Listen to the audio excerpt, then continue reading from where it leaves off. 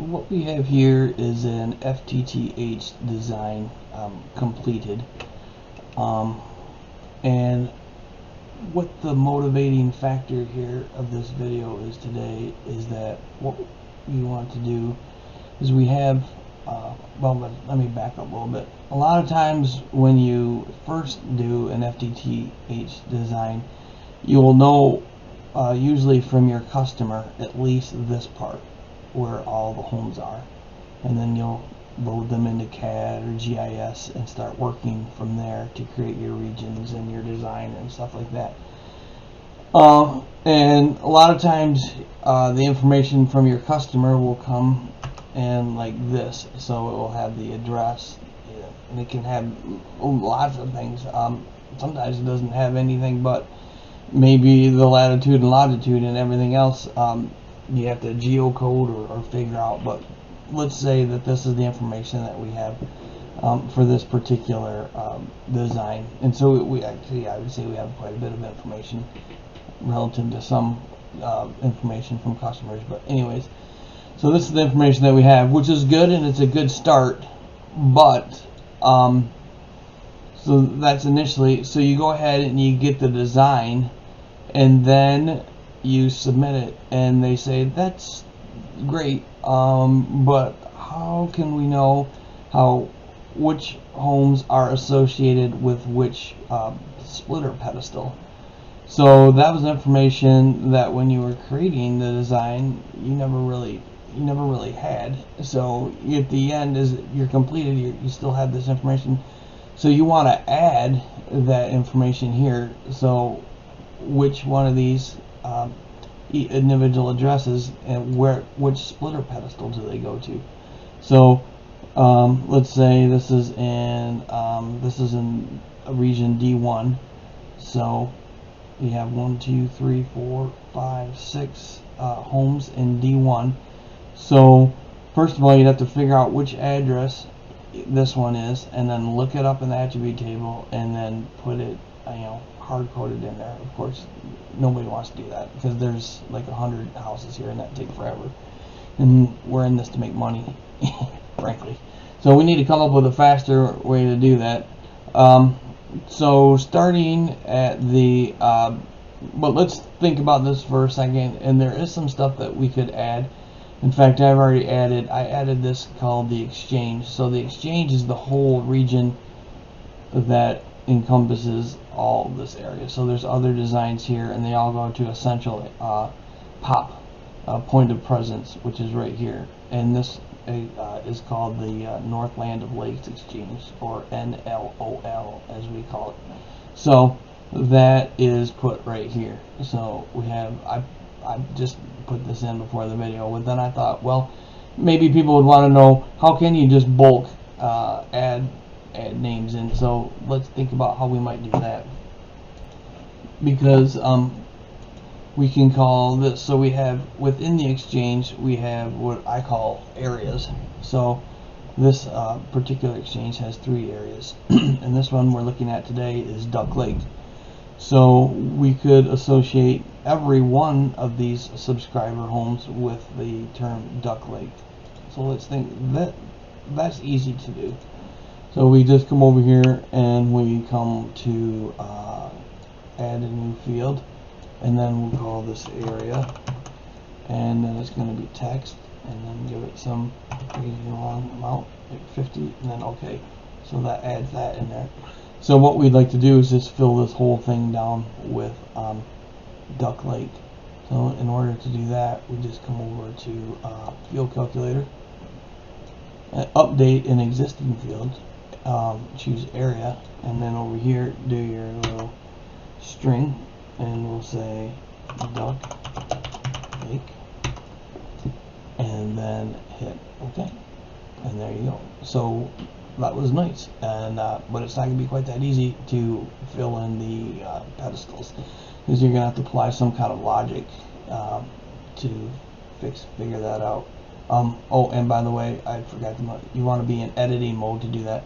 So you want to have your pencil on, and then when you're done, you want to save it so the little pencil icon goes away, and then you can hit your pencil again and then you've saved everything, so you're good to exit that, so you won't get any kind of warning email. And so if we look at that, some of our work has already been done for us when we created these regions.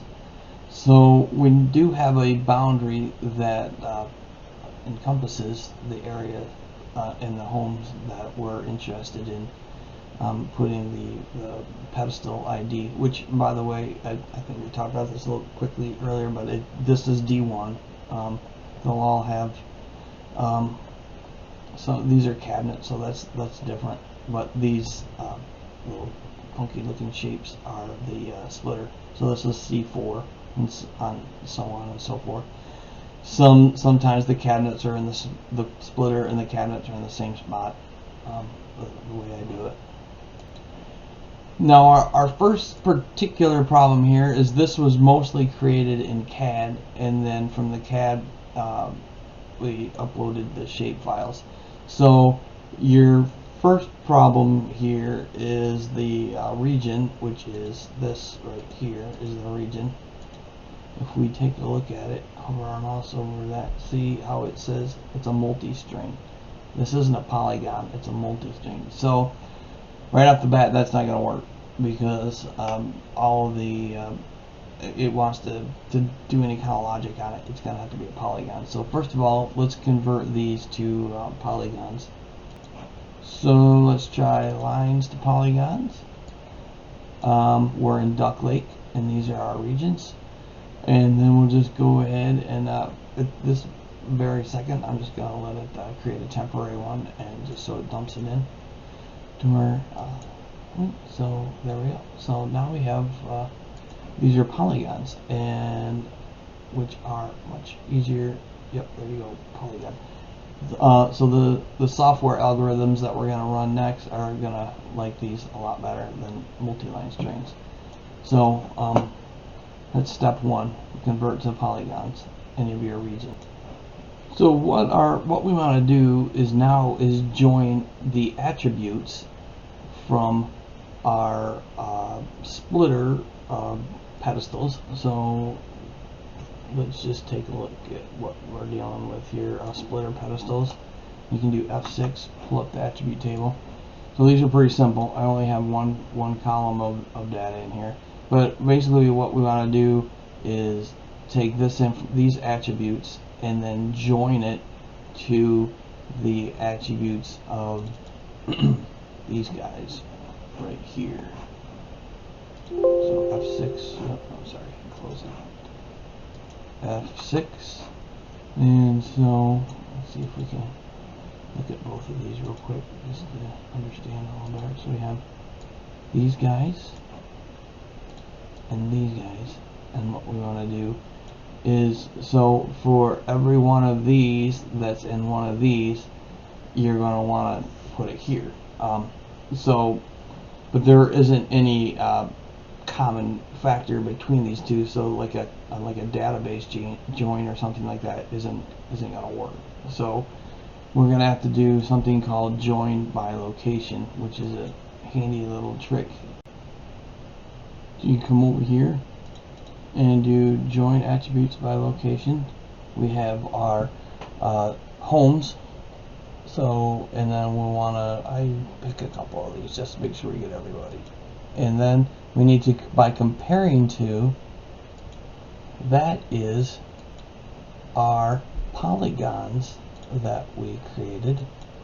So, let's do that. Just find that and just let it run. And that's what you need to do. And then for, I'm going to make these big so you can see them really easily. So we'll make this something obnoxious huge. And then, so let's go ahead, and now that we're done with that, and we'll come over and look at the attribute table.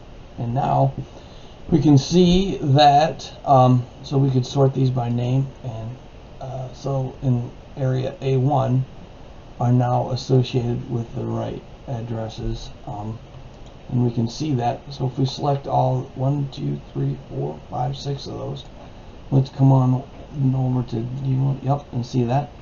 That's why I made them nice and big so you can see. So as I highlight these over here, they highlight on this map. So this is a quick way of double checking. So you can look at these. Yep, everything in this region is A1, and so it just repeats on down. So if you want to prove it to yourself again, just come on down and do through. Oops, gotta hold shift down like that, and there you go, highlighted. Even this little guy that's right on the bubble, it knew to include it. This was kind of a toss-up case, but technically it is on this side, and the software did know, and so it put it. So there you go. That gives you. So now you can take this and clean up. So maybe to just keep everything here in QGIS, we could come over, because we don't need this ID, and so we could choose our pencil and then come up to this is delete field, and then just all you gotta do is highlight it and hit enter, and then it's gone. So now you pretty much got a table that you could just put into a spreadsheet and send it over to your customer. So I guess the last thing, if we're going to be complete here, is we could take this that we just created, and then we can say export save feature as, and then we'll just do like a spreadsheet, and then we can save it. And then I save it to Excel, and then we have a cool looking spreadsheet that we can just go ahead and ship on over to our customer, and it has the address, some information about it. It has the latitude and longitude of the address, and then it has the exchange, the area, and then the splitter pedestal name. So some of this stuff you can probably fix up a little bit to make it look better, and then maybe you might even want to, before you send it to them, do like this, and come over and do sort name, just because I feel like have that A1 there at the top, so when they get it, it's everything, you know that it's sorting on this field, and it's actually sorting from the splitters pedestals on down. This may be a nice way to deliver it to them. They might take it and then want us to sort it, everything's on sunset or something, I don't know, that's up to them, but this might be a nice way for you to deliver it to them. So hopefully that helped you out, and thanks for watching.